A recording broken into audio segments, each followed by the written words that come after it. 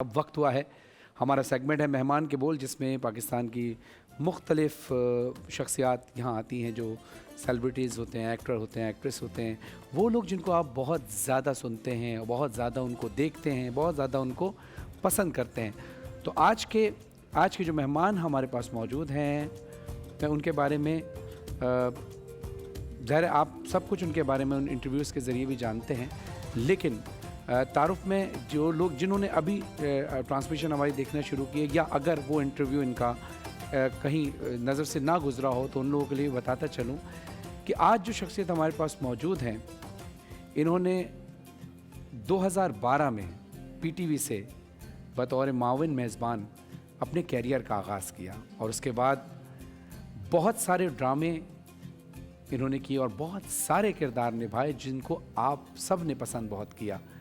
और यकीनन चूँकि आप इनको पसंद बहुत करते हैं, इसलिए हमारी भी ख्वाहिश थी कि हमारे इस ट्रांसमिशन के अंदर वो तशरीफ़ लाएं ताकि उनकी निजी ज़िंदगी के बारे में भी हम कुछ जान सकें। ज़ाहिर है हर एक्टर या एक्ट्रेस जब कोई रोल प्ले करते हैं, किसी ड्रामे में कोई किरदार निभाते हैं, तो वो उस किरदार में आप उनको देख रहे होते हैं। असल में वो क्या हैं, वो फिर वो यहीं पता चलता है जब हम उनसे बातें करते हैं। हमारे साथ मौजूद हैं रिस्पेक्टेड अनम तनवीर साहब। अस्सलाम वालेकुम। अस्सलाम वालेकुम। कैसी हैं आप? मैं बिल्कुल ठीक। आपने इतना अच्छा इंट्रोडक्शन दिया तो मैं थोड़ा स्माइल भी कर रही थी। नहीं, ये आपका हक बनता है और ज़ाहिर है आप इतनी मेहनत करती हैं और इतनी स्ट्रगल के बाद आप यहाँ तक पहुँची हैं माशाल्लाह। और अल्लाह हर उस शख्स का साथ देता है जो मेहनत करता है। जो शख्स हाथ पे हाथ रखकर बैठा रहे तो फिर अल्लाह उसका साथ नहीं देता। तो अब मुझे ये बताइए, ज़ाहिर है आपके बहुत सारे इंटरव्यूज़ में ये पहला सवाल जो है वो तो आपने बहुत सारे इंटरव्यूज़ में जवाब दिया होगा। ये सवाल मैं रिपीट इसलिए कर रहा हूँ कि हो सकता है अभी जो लोग देख रहे हैं उनमें से किसी ने वो इंटरव्यू शायद उनकी नज़र से ना गुजरा हो। उसके बाद बाकी सवालात करेंगे कि आपने यानी जो कैरियर की शुरुआत हुई आपकी, जिस तरह माविन मेज़बानी करके आपने आगाज़ किया, लेकिन उसके बाद आप एक्टिंग की तरफ किस तरफ आई, या किसने माइल किया आपको कि एक्टिंग की तरफ मोटिवेट किया? बड़ा एक्सीडेंटल था ये, मतलब इरादा नहीं था मेरा। मैंने कहा चलो ट्राई करती हूँ। तो आई थिंक पेरेंट्स की तरफ से भी मुझे इजाज़त नहीं थी। तो बस एक कहते हैं ना कूद जाना, तो मतलब मैंने कहा चलो एक ट्राई करते हैं, let's see how it goes. So मैंने स्टार्ट किया एक ड्रामा एंड देन मैंने अपने पेरेंट्स को बताया नहीं था। अच्छा। तो फिर जब बीच में ख़त्म होना शुरू हो गया तो मैंने कहा वो तो मैं एक ड्रामा कर रही हूँ एंड उनको पता ही नहीं। अब तो हो गया। हाँ। तो क्या रिएक्शन था पेरेंट्स का? उनकी ख्वाहिश थी कि क्योंकि मैंने मैंने I have done my MBA, so मेरे फादर जो थे उनको लगता था कि मैं होस्टिंग करूं एंड देन मैं बात कर सकती हूँ डिफरेंट टॉपिक्स पे, तो मुझे उस तरफ जाना चाहिए अगर मैंने ये फील्ड ही चुननी है। तो मुझे लगता था मुझे एक्टिंग करनी चाहिए, डिफरेंट रोल निभाने चाहिए। मुझे वो इस तरह की एक वाइब आ रही थी, तो बस करते करते वो उनको बना लिया। अच्छा। तो फिर अब पेरेंट्स ही लोग हैं अब मसला जो है वो क्योंकि मैं समझ चुकी हूँ फील्ड को, ज़रा इतना टाइम हो गया, तो अब हर स्क्रिप्ट नहीं करती, हर डायरेक्टर के साथ काम नहीं करती। तो अब वो मुझे कहते हैं अच्छा अब तुम क्यों वेस्ट कर रही हो टाइम, अब तुम क्यों नहीं कर रही है प्रोजेक्ट। नहीं, देखिए अक्सर मैं ये बात करता हूँ कि देखिए इंसान के अपने ऊपर होता है हर चीज़, कोई भी चीज़ बुरी या अच्छी नहीं होती, इंसान उसको कैरी कैसे करता है। आप जिस फील्ड में भी ताल्लुक है, आप किसी ऑफिस में जॉब कर रहे हो, आप टीवी पे काम कर रहे हो, आप इंसान के अपने ऊपर होता है कि वो अपने आप को कैसे लेकर चलता है और किस तरह से वो मैनेज करता है। अच्छा, बहुत सारे लोगों का डिफरेंट परसेप्शन है हमारी फील्ड के बारे में, बट जितना मेरा एक्सपीरियंस है मुझे भी कहीं भी कोई मुझे इस तरह की डिसरिस्पेक्ट का सामना नहीं करने को मिला। मतलब मेरा अच्छा एक्सपीरियंस है।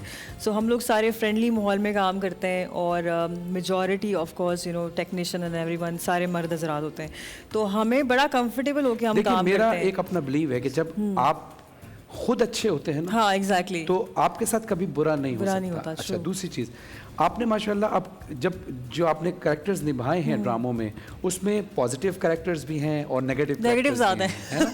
अच्छा, अब ज़ाहिर है जिन लोगों को जैसे मिसाल के ऊपर किसी ड्रामे में कोई विलन होता है और ज़ाहिर वो विलन की उसकी स्किल्स विलन वाली होती हैं, जबकि वैसे बेचारा ज़िंदगी में बड़ा नॉर्मल सा होता है, लेकिन लोगों के जहन में वो विलन बन जाता है। हाँ। तो आप मुझे बताएं, जब आप ज़ाहिर जाती हैं कहीं किसी महफिल में कहीं गई, या किसी शादी में गई, या किसी ओकेजन में गई, किसी फंक्शन में गई, तो आपके फैंस तो आपको मिलते होंगे। हाँ।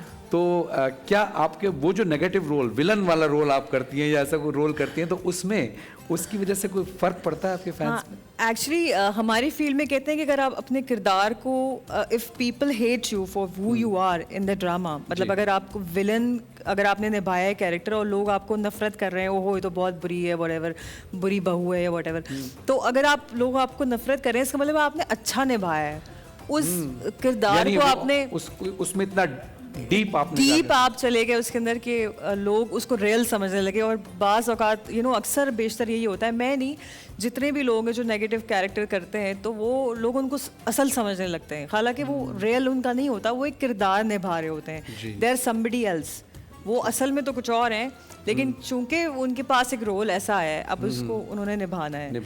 तो दो अलग अलग लोग हैं, मैं अपनी लाइफ में कुछ और होंगी और जो मैं किरदार निभा रही हूँ, सकता है वो बहुत बुरा है, लेकिन अक्सर लोग मुझे सुनाते हैं बातें, वो हो आपने तो बहुत बुरा अच्छा किया। एक चीज़ ये भी है, मैंने एक सवाल किया था किसी से और उन्होंने जवाब बड़ा अच्छा दिया।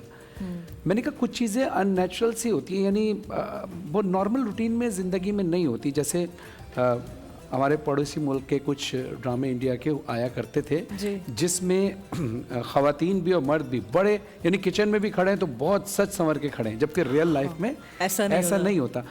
तो इसी तरह हमारे पाकिस्तानी ड्रामों में भी इस तरह की चीज़ें होती हैं, लेकिन बहुत कम होती है। लेकिन उन्होंने जो बताया कि जिससे मैंने सवाल किया था, मैंने कहा देखिए, उन्होंने कहा कि देखिए उस मुल्क में गुर्बत इतनी है आम आवाम के अंदर कि वो पहले तो वो जो सास या बहू का कोई करैक्टर है तो वो फिर उसके उस करैक्टर के अंदर अपने आप को देख, अपने आप को महसूस करके ये महसूस करती है कि ज्वेलरी मैं पहनी हुई हूँ, ये अच्छे कपड़े मैं पहनी हुई हूँ।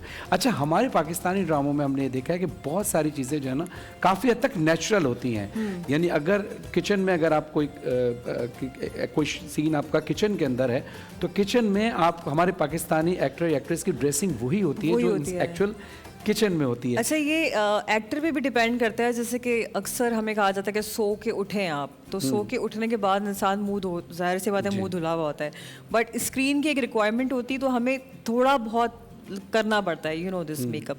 बट अगर मुझसे कहे, जैसे मैंने बहुत दफ़ा सो के उठने वाला सीन भी किया है तो मैं छुटा देती हूँ makeup, so I don't care. मतलब इतना भी नहीं छुटाती, लेकिन लाइनर और ये सारी चीज़ें, लिपस्टिक, ताकि वो एक रिलेटेबल लगे, ऑडियंस हमसे रिलेट कर सके। अच्छा, इसमें ये जो हमने बात कही ना कि लोग आजकल जो लोग हमें ये ऐसा सोशल मीडिया पे हम देखते हैं कि किसी ने अगर वो उस ड्रामे में चाहे वो एक्टर हो या एक्ट्रेस हो, अगर नेगेटिव किरदार उन्होंने निभाया है तो लोग उनको रोक के कहते हैं यार आपने अच्छा नहीं किया, हमेशा क्योंकि वो इतना ज़्यादा डीप चला। हालांकि ये तो कैरेक्टर है, कैरेक्टर है, वो उस कैरेक्टर की रिक्वायरमेंट थी, आपको ये देखना चाहिए कि वो कैरेक्टर कैसे निभाया। एग्जैक्टली। शूट बहुत मुश्किल होती है, जाहिर है, इसका हमें अंदाज़ा है। जैसे कि मैं जब नोहों की रिकॉर्डिंग करता हूँ या मनकबत की रिकॉर्डिंग करता हूँ तो रिकॉर्डिंग में कैमरे के सामने खड़ा होना, फिर लाइट्स, ये हम ट्रांसमिशन कर रहे हैं तो बहुत टाइम भी लगता है। अभी जैसे रोज़ों में तो हम ट्रांसमिशन करते हैं तो वेट भी करना है, लाइट के सामने भी आना है, मेकअप खराब हो रहा है, फिर कपड़े चेंज करने हैं, बहुत सारी चीज़ें।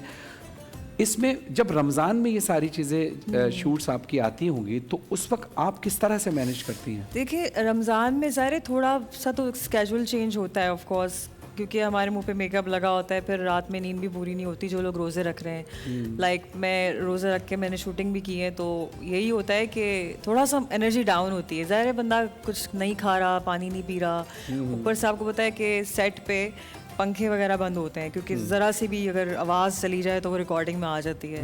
तो हमारा बेसिक पैटर्न यही है। अगर चिलर्स हैं वहाँ पे, प्रोडक्शन ने हमारे रहम खाया हुआ है तो चिलर्स हैं तो चलो वेल एंड गुड।